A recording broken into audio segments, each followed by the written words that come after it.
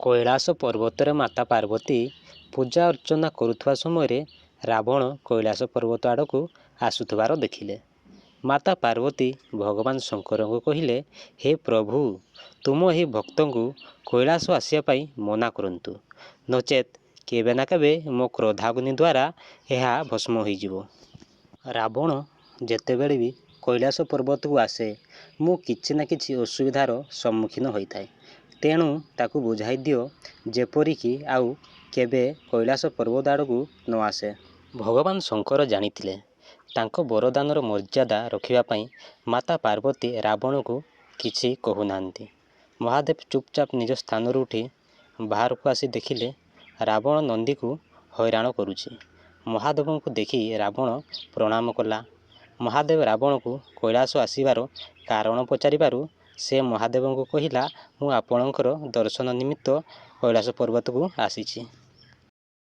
ମହାଦେବ ରାବଣକୁ ବୁଝାଇ କହିଲେ, ରାବଣ, ତୁମର ଏଠାରେ ଆସିବା ପାର୍ବତୀଙ୍କୁ ଭଲ ଲାଗୁନାହିଁ, ତେଣୁ ତୁମେ ଏଠାକୁ ଆସିବା ଛାଡ଼ିଦିଅ।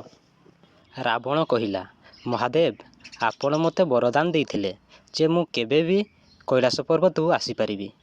ମହାଦେବ କହିଲେ, ମୁଁ ତୁମକୁ ଆଉ ଗୋଟେ ବର ଦେଉଛି।